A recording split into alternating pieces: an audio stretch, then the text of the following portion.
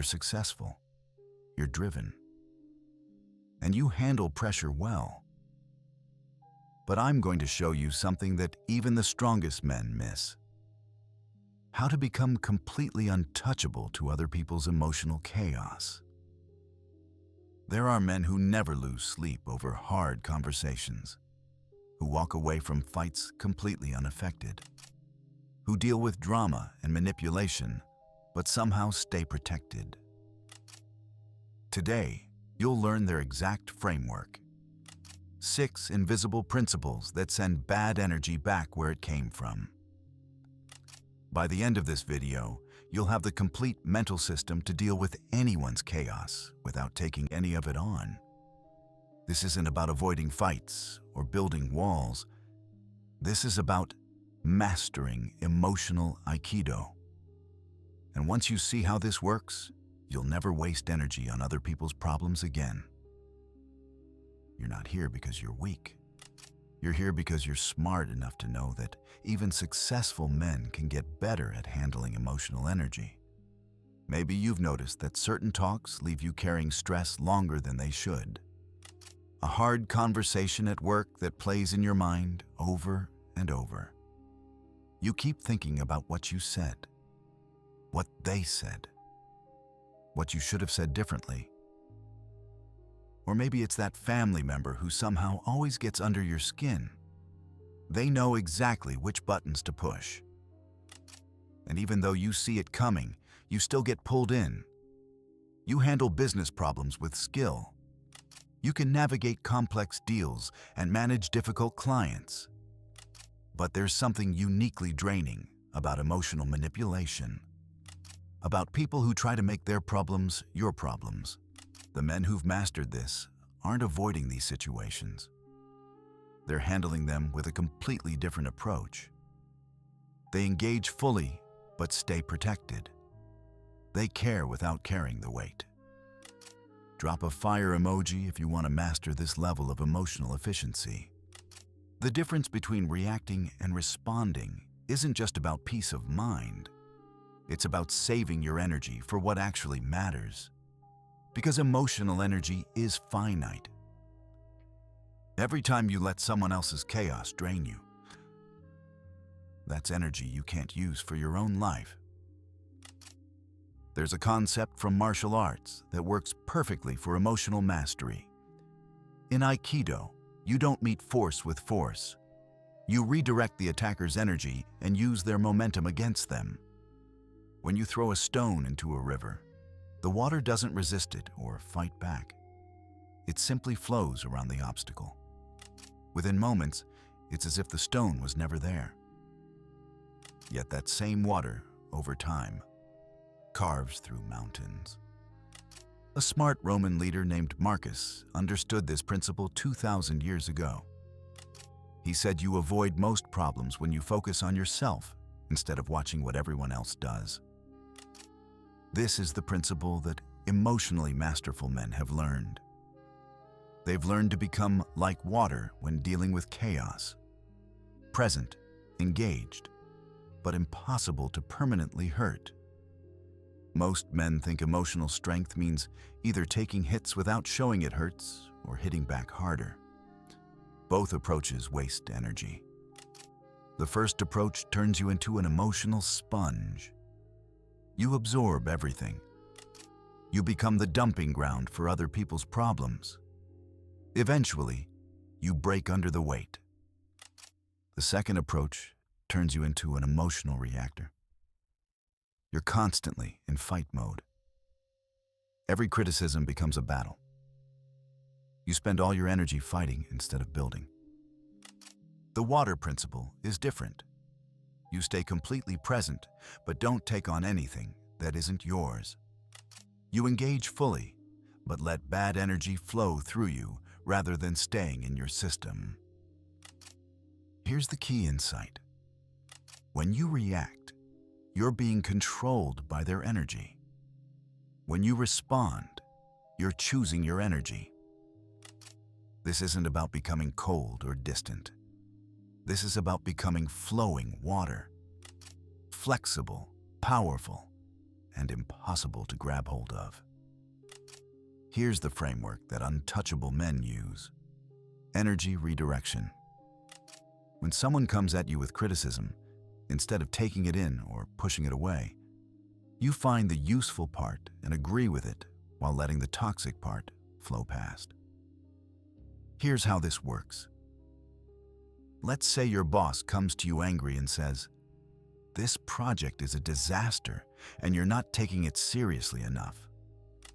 Most men would either get defensive, "That's not true," or absorb the attack, "You're right, I'm terrible." But using energy redirection, you respond.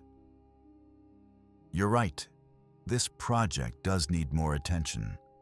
What specific areas should I focus on first?" The criticism loses its power because you've taken the value without taking on the emotional poison. Your boss can't stay angry because you agreed with the useful part. But you didn't absorb the personal attack either. Strategic curiosity. Instead of defending against challenges, you get genuinely curious. "Help me understand what outcome you're looking for," or "What would success look like from your perspective?" This forces the other person to move from emotion to logic. Most emotional attacks are pure feeling with no real substance underneath. Here's an example. Someone says, "You never listen to me." Instead of defending, "Yes, I do," you get curious. "Help me understand. What would it look like if I was listening well?" Suddenly, they have to think. They have to move from emotion to specifics.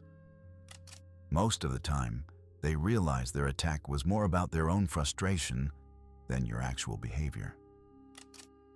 The emotional mirror. When someone is putting their internal state onto you, you reflect it back without judgment. "You seem really passionate about this," or "This clearly matters a lot to you." Let's say someone is yelling at you about something minor. Instead of yelling back or shrinking away, you calmly say, "I can see this is really important to you." What happens? They suddenly become aware of how they're acting. The mirror effect forces them to see themselves from the outside. That reflection often stops the emotional attack in its tracks. Tactical pausing. Before responding to any emotional attack, you create space. 3 to 5 seconds of silence changes the entire dynamic. That pause shows you're operating from choice rather than reaction. It gives their emotional energy nowhere to land, and it often makes them uncomfortable with their own behavior. Energy investment analysis. Before engaging with any conflict or drama, you ask yourself, "Is this worth my energy? Will engaging here move me toward my goals?" Your energy is your most valuable resource. Every time you engage with someone's drama, you're making an investment. Most of the time, the answer is no. Most conflicts aren't about solving problems. They're about people wanting to transfer their emotional state to someone else. Pain recognition. Without absorption. When someone is being difficult, you recognize they're likely operating from their own pain or fear. But recognizing it doesn't mean taking it on. "You must be dealing with a lot of pressure right now," acknowledges their state without making it your job to fix it. The core principle. You can engage with chaos without becoming chaotic. You don't owe anyone access to your peace of mind. You can care deeply while keeping your emotional boundaries. Most successful men understand strategic thinking in business. They know how to analyze markets and allocate resources.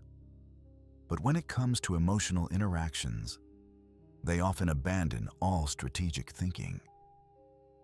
You wouldn't let a competitor drain your bank account.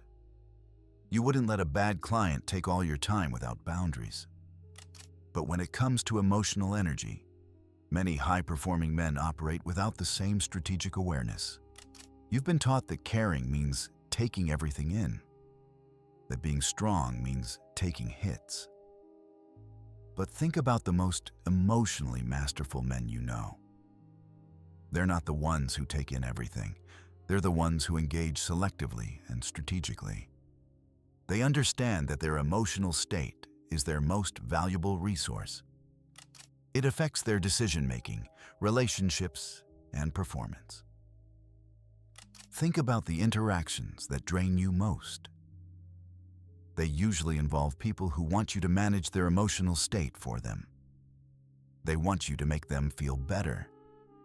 They want you to solve problems they won't solve themselves. This isn't love or friendship.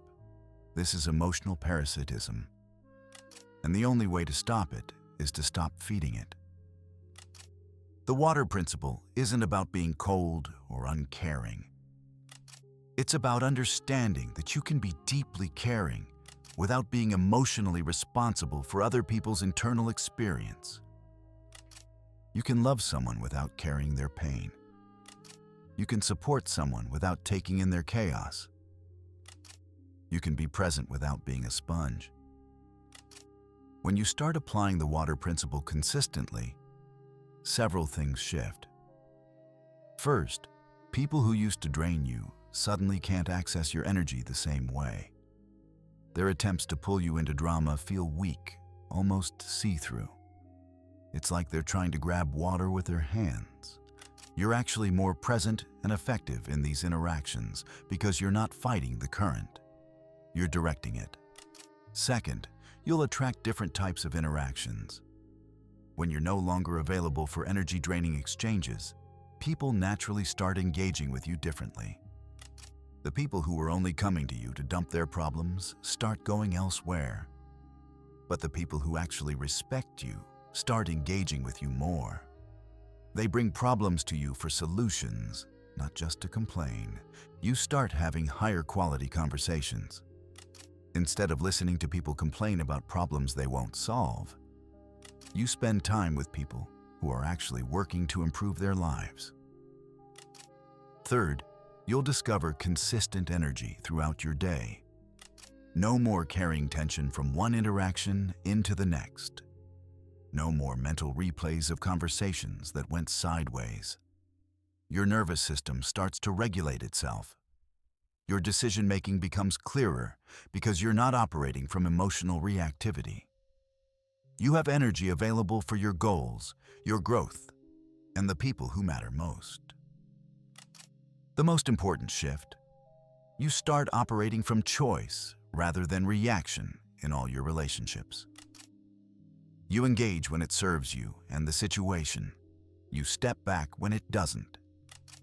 This doesn't make you selfish. It makes you selective. Selfish people only care about themselves. Selective people care deeply, but they choose where to invest their care based on what will actually make a difference. The water principle aligns with your natural strength as a man who's building something meaningful. You were designed to be powerful, present, and impossible to permanently hurt. Once you embody this principle, you realize the ocean doesn't say sorry for not holding on to garbage people throw into it. Rivers don't explain why they flow around obstacles. And you don't owe anyone an explanation for protecting your emotional resources. If you've recognized yourself in this framework and you're ready to apply it, drop this in the comments. I choose my energy. Because mastery isn't about hoping things will get better. It's about making conscious choices in how you invest your most valuable resources. But mastering emotional Aikido is just the foundation. Once you're no longer losing energy to other people's chaos, you face an even more interesting challenge. How do you direct that saved energy toward building the life you actually want? How do you use your emotional mastery to create better relationships instead of just avoiding difficult ones? How do you channel this newfound energy into speeding up your goals and ambitions? The men who truly master this don't just become untouchable to negative energy. They become magnetic to positive energy. They start attracting better people, better opportunities, better experiences. Here's why. When you're not constantly drained by other people's problems, you have energy available to work on your own growth. You have mental clarity to pursue your goals. You have emotional availability to build meaningful relationships. Next week, I'm dropping the strategic advantage, how emotional mastery speeds up everything else. It will show you how to leverage this foundation for growth in every area of your life. This journey isn't just about inner peace. It's about optimizing your most valuable resource so you can build at a higher level. If you're committed to this path of continuous improvement, hit subscribe and ring that notification bell. Every video I create gives high-performing men strategic advantages that build over time. The man you're becoming deserves this level of optimization. And this is just the beginning of what's possible when you master the fundamentals. There's a principle in physics. The most powerful forces in nature aren't the most aggressive. They're the most persistent and strategic. Water shapes landscapes not through violence, but through smart application of energy over time. It finds the path of least resistance while still reaching its destination. Tonight, when you're lying in bed, you'll think about the emotional energy you've been spending without strategic intent. The mental space you've been giving to people and situations that don't move you forward. You'll think about all the conversations that drained you, all the conflicts that served no purpose except to transfer someone else's emotional state to you, all the energy you spent trying to fix people who didn't want to be fixed. And you'll realize something that separates high-level men from everyone else. Most people are reactive with their most valuable resource, their emotional energy. They spend it without thinking. They let other people determine how they feel. But you have the awareness to be strategic with yours. You can choose where your energy goes. You can decide which battles are worth fighting. You can select which people deserve access to your emotional resources. The people who try to drain you aren't your enemies. They're simply operating from their level of awareness. Your job isn't to fix them or avoid them completely. Your job is to engage with them in a way that saves and directs your energy toward what you're building. What happens when you become like water in every interaction? What happens when you're present but can't be grabbed, engaged but strategically protected? What happens when you choose your energy investment as carefully as you choose your financial investments? You become what you were always capable of being. Not through force or avoidance, but through the quiet mastery of knowing where your energy goes and why. Being reactive was never strength. It was wasting energy without thinking. It was letting other people determine your emotional state. But in learning to flow like water, to be present without taking things in, to engage without getting drained, to respond without reacting, you unlock something most men never discover. You find your true power. Not the loud, aggressive kind of power that demands attention, but the quiet, unshakable kind of power that commands respect. And once found, you become impossible to drain. You become the master of your own energy. And that mastery changes everything.